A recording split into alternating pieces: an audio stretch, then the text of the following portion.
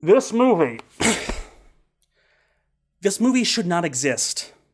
Just rationally, it should not exist. It's like if film history itself divided by zero. This is Jean-Luc Godard's King Lear. Patrick Stewart. King of Texas. No. That's Jean-Luc Picard's King Lear. And that's King Lear as a cowboy. This is weirder.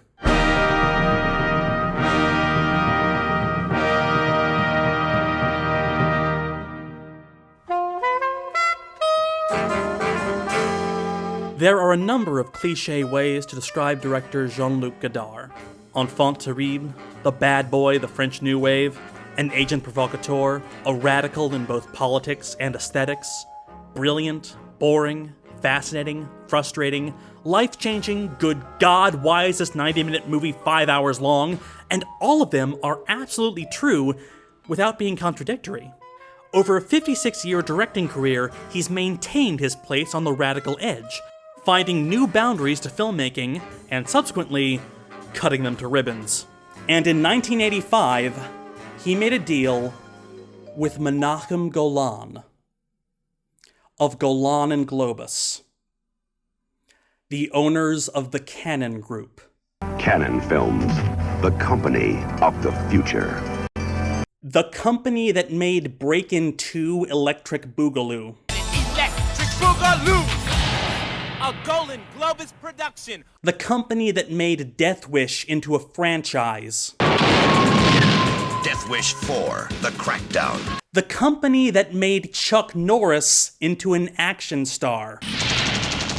Chuck Norris, missing in action. This pairing, this is like McDonald's selling kale shakes. This is like the Arc Music Factory signing on Radiohead.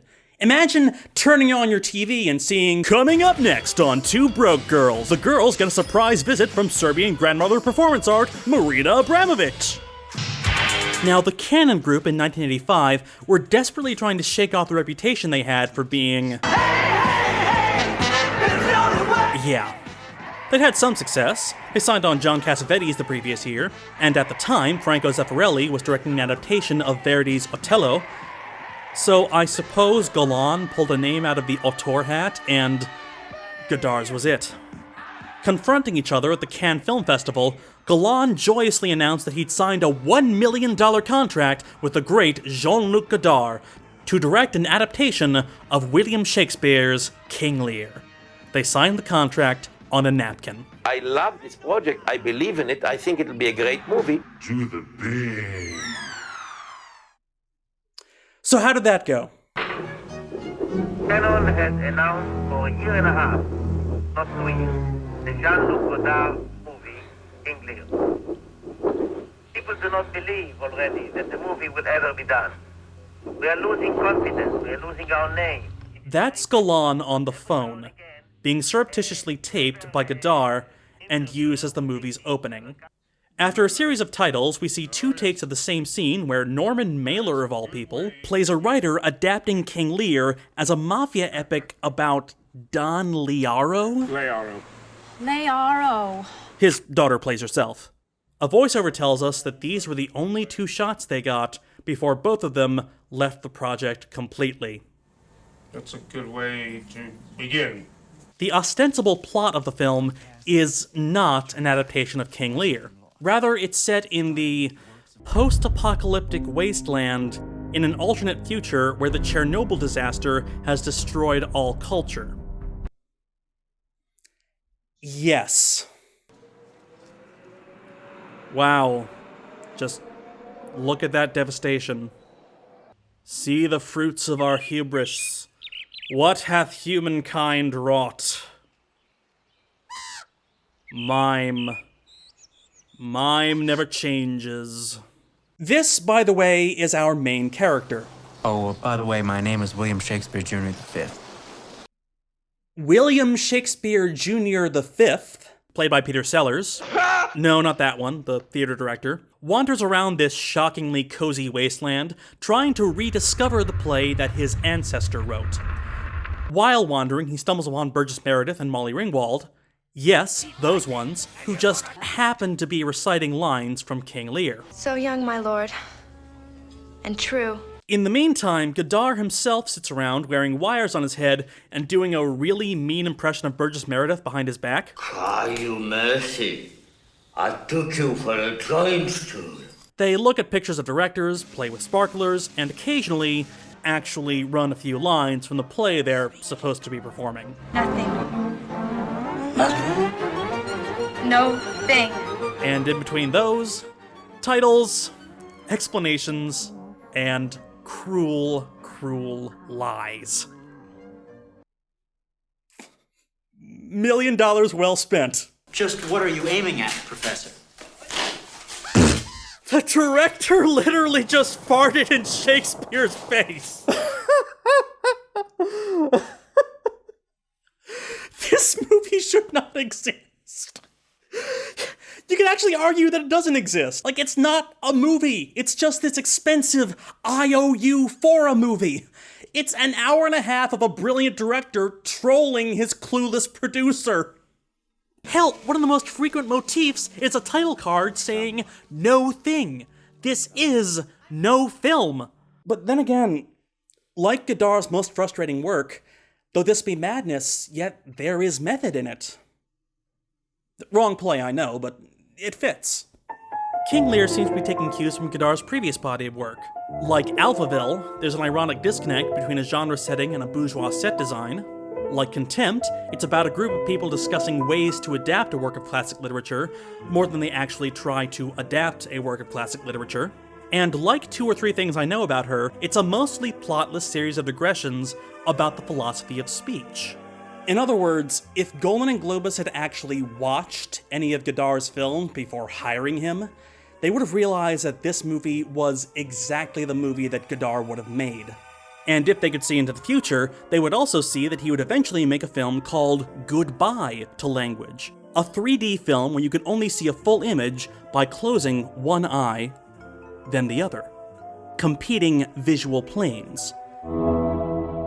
Later, Godard thrives on this deliberate disunity. Here, the protagonist looks for inspiration by looking at the images of other great directors. That's the visual aspect of this scene. The audio is from two works by Shakespeare. One is lines from Lear, where the king rages at his treacherous daughters, saying that they are not men of their words. The other audio track is Sonnet 47, a piece about how the image of a lover remains, even in a lover's absence. The visual of great images and great image makers, and poetry of false words and resonant sights. Godard famously called film truth at 24 frames a second. Seems like he didn't trust words as much. Now, Godard's most daring work grew about during several decades in French intellectual life, where the leading thinkers of the day were exploring the relation between thought and language. Philosophers like Lacan, Baudrillard, Barthes, Foucault, and Derrida all had their own ideas and arguments, but they all seemed to agree on one thing: that despite the insistence that we have original thoughts, consciousness is not the originator of language. Instead, consciousness lives within the tensions created by language. That through the images, words, and symbols we learn and reproduce, we actively shape our psyches. We usually treat language as transparent, that words are only good for the things that it can bring us. But no, language is the thing that structures meaning. Or, in Godarian terms, le langage, c'est la maison dans laquelle l'homme habite. So how does this apply to Shakespeare? Act 1, Scene 1. Lear. Which of you shall we say doth love us most? Goneril. I love you more than words can wield the matter. Cordelia, in an aside. What shall Cordelia do? Love and be silent. I am sure my love's more richer than my tongue. And when Lear confronts her himself, what can you say to draw a third more opulent than your sisters? Speak. Nothing, my lord. Nothing? Nothing. Nothing will come of nothing. Speak again. Unhappy that I am, I cannot heave my heart into my mouth. Of course, Cordelia does love her father, and her sisters don't, but it's telling how similarly worded their statements are. I cannot heave my heart into my mouth. More than words can wield the matter. Lear's tragedy is the failure of language. To the question of a king, her father, her answer was nothing. No thing. It is not that she hasn't said anything. She has said nothing. For Godard, King Lear is about the failure of language to capture emotion.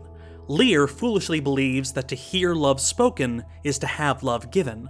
He accepts the flattery in his elder daughter's words, and fails to accept Cordelia's insistence that her love cannot live in language. And of course, Shakespeare himself lives in language. He is primarily the text that we repeat. Shakespeare is... Come not between the dragon and his wrath. And Shakespeare is... The art of our necessities is strange, that can make vile things precious. And Shakespeare is... Have more than thou showest. Speak less than thou knowest. Lend less than thou owest. And to adapt Shakespeare to film is to submit oneself to the primacy of that text. And Godard's relationship to text?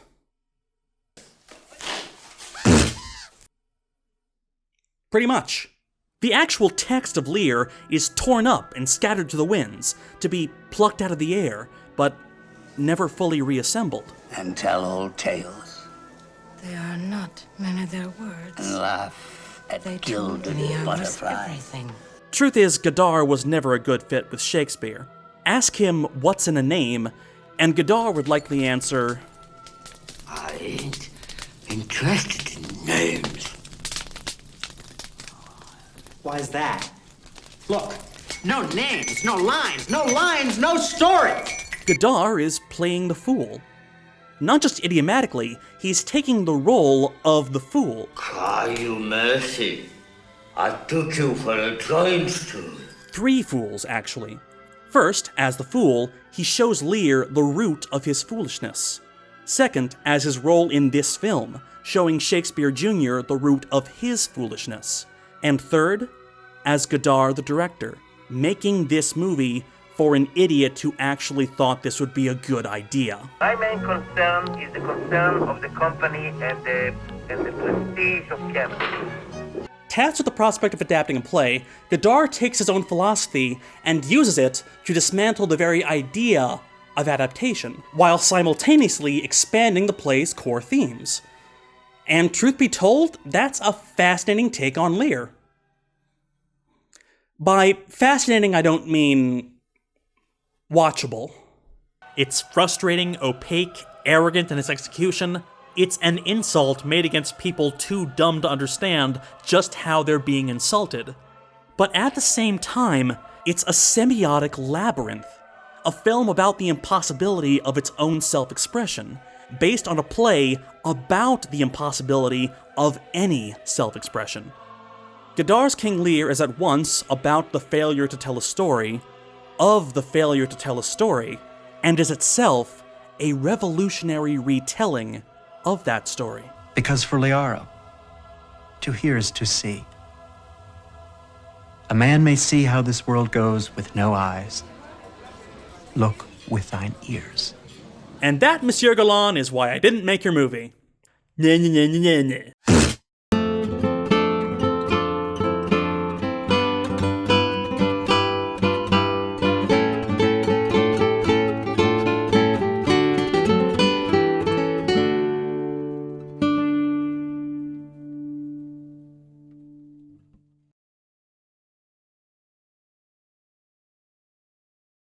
I wish this movie ended with Menachem Golan's voicemail after seeing it.